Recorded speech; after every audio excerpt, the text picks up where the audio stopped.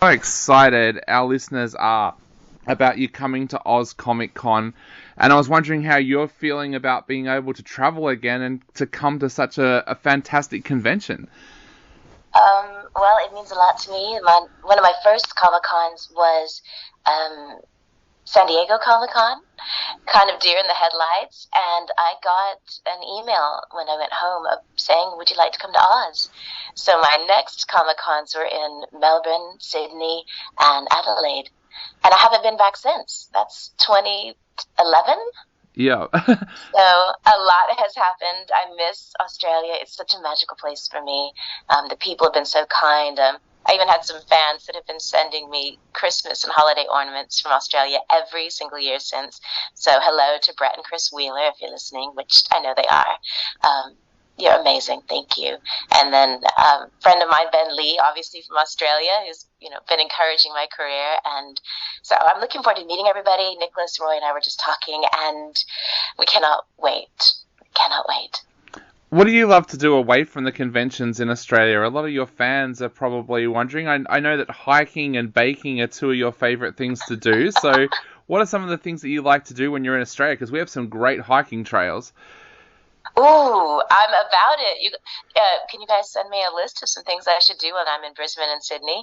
Nicholas and I would love to go get some sightseeing and go for some good hikes.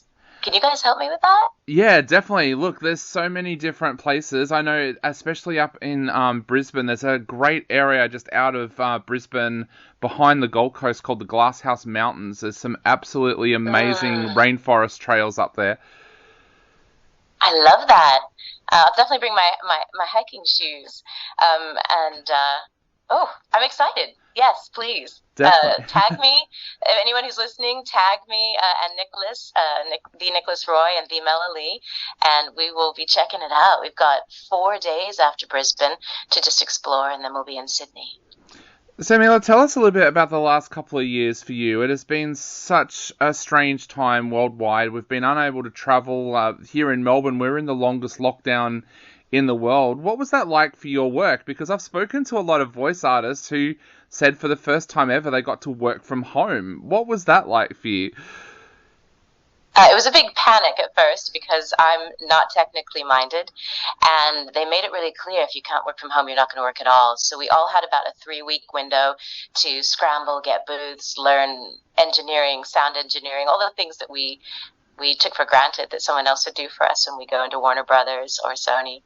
And then we were in LA in a lockdown, a lot like Melbourne. We were locked down until June of 2021. Yeah, yeah. So it was pretty intense, and we came out a little, and then we had our surges. But I had to learn boundaries because you're at home. You feel like, of course, I'll do a pickup, and I'd be working till 2 or 3 in the morning. I didn't really have any concept of time, and then the second year, I realized that I could rest, I could create, and as an artist, that was really important for me. I've been graced with a lot of work, but started to lean into writing music again. I hadn't been writing for a couple of years, and a friend of mine, Keith Harris, who produces the Black Eyed Peas, they're having a really great year and a half. But we have a new single coming out in October, and I'm just excited to have found some balance. I hope other people that are listening have discovered that as well. That Def- there's that, nothing more important. that's definitely something I discovered. I realized I was working way too many hours prior to Hmm. the lockdowns, and I think I noticed it more when I was at home. So now I've got that right balance between family, nature, and work. So that was my big important lesson. I love that. And being indigenous and coming from a Polynesian background, Native American as well, and Ethiopian, we're very earthy people. It's in my blood. And remembering to take my shoes off and just be connected to the earth was really important. Now, I have to ask, where did you record when you were at home? Because I've had some artists on our show who have said that they had to record in closets, in cupboards, in pantries, because it was the only place where they could get complete silence. Were you able to get complete silence at home, or were you one of those people that had to go and sit in a cupboard? No, definitely not a cupboard. I'm in a complex, and so I had a friend, Andrew Monheim, who designs Monheim mics. He designed like a custom mic for me for the environment, and I got a vocal booth to go. He acoustically treated the room. We put up heavy curtains on the windows, but I'm in a bedroom in a complex that has travertine tile, Italian tile outside. Yep. So I mean, the worst possible. I mean, on paper, but an incredible recording situation. So, once we got it kind of settled in and I learned about plugins, and I got my wardrobe for recording, because it is basically swimsuits and bikinis. It's so freaking hot in there. So it's soundproof, but it's sweltering. So I learned how to record myself and then began working. And Apex Legends, Netflix, Amazon, HBO, all of these network series that were recorded in my hotbox upstairs in a bedroom. Wow. In a guest bedroom. Now, you mentioned some of the companies that you work for, but you have lent your voice to some of the most amazing characters over the years, from the Marvel Universe right through to my favorite, Demon Slayer. Has there been a favorite character for you over the years that you just love being able to voice? I can't choose one, but I loved Rin Tosaka. I've basically grown up as a voice actress playing Rin Tosaka. Yuki Cross from Vampire Knight got me to Australia in the first place, so very grateful to her. Playing Princess Xanda in Black Panther's Quest, Marvel Avengers, was a dream come true for me to be not only in the Marvel Universe.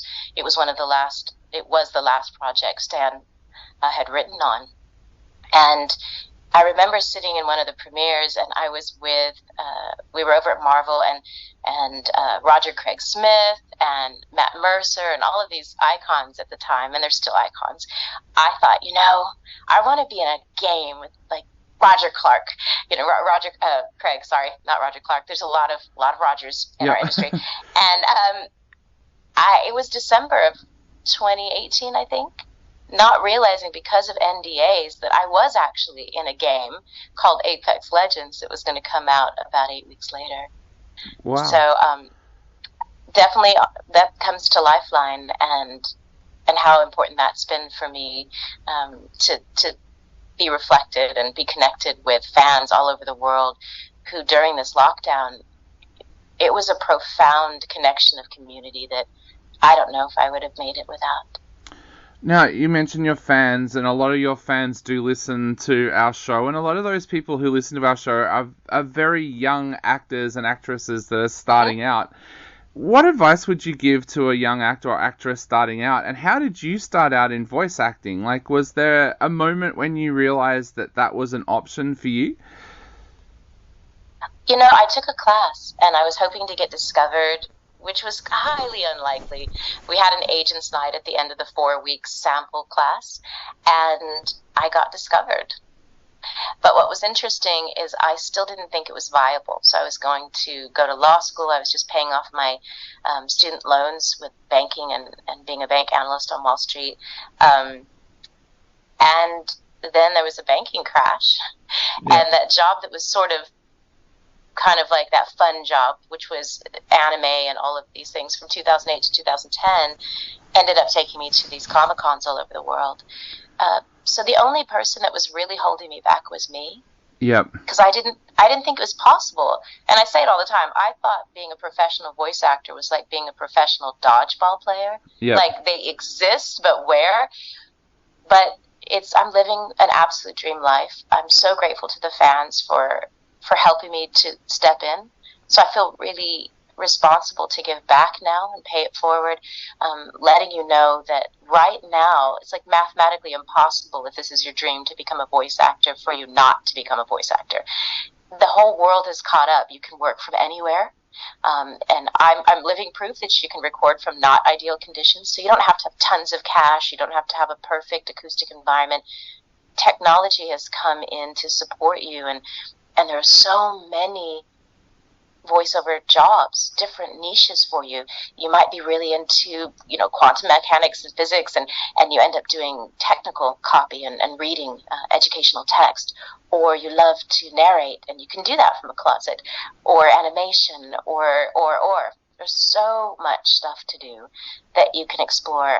I do recommend Vaughan UK, which is Voiceover Network UK. They are worldwide, but one of the best teaching organizations, because you get to have a community with other voice actors all over the world. They have great classes. I also, once a month, will be doing free workshops, so follow me on the Mela Lee at Instagram, and or just go to melalee.com and sign up, and I'll make sure that you have notifications when those free workshops are on Zoom.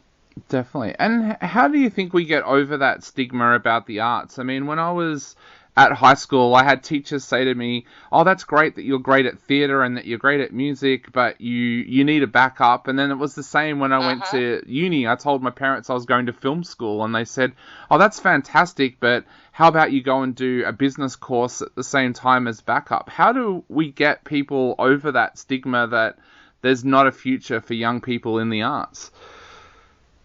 That's a really good question. And I think it's not that I want to say that our parents are ignorant. They just experienced a different there's a paradigm shift. Like before, the arts, there were very few jobs. There were 4 channels, on telly for you to watch. Now there's thousands. And so there's not a single industry, especially after COVID and the pandemic, that doesn't need visual, graphics, animation, voiceover, some component of mixed media. So I would say those of you that are artistically gifted, please pursue that. The only thing that you need to add to that is the application, because it is business. Yeah. And a lot of artists struggle because they don't understand the math. And it's not difficult. I mean, it's running a business. It's just like becoming a lawyer, a doctor, a scientist. You're going to have a learning curve. So you want to be confident in not only your general studies, but just like in a doctor, eventually you specialize, right? Yeah. So sometimes we dream of being in the arts, but we don't think, what is it? Because being in the arts, you could be a graphic designer, an illustrator, a writer, a producer, a PA, a location scout, an artistic director, a costumier. Like, you see, it's like extensive. So fall in love with the industry, and then find the things that love you back. Definitely. That light up your heart. You can't go wrong. There's so much room for creativity. Millions and millions more jobs, literally millions more than when I started. And I'm an unlikely patron saint of second chances and late bloomers. I didn't start early. I wasn't the kid who was in all the plays and had all the lessons. So if anyone's listening and you're 50 or you're 19 or you feel like you missed the boat, no time like the present. That is such amazing advice. Mela, I know we are running out of time very, very quickly. So before I go, I'd just like to ask 2 questions. First of all, what would you like to say to all of your fans that are thinking about heading along to Oz Comic Con? And what projects have you got coming up that your fans can look forward to as well? Several Disney projects coming out, a movie. I have a single coming out in October. I hope you enjoy that. I cannot wait to meet everyone. If I'm crying or if you see smeared mascara, it's because I'm just happy tears. I'm beyond excited to say hello, to meet you. I can't think of a more perfect way to come out of hibernation than to, step in, click my heels 3 times, and go to Oz.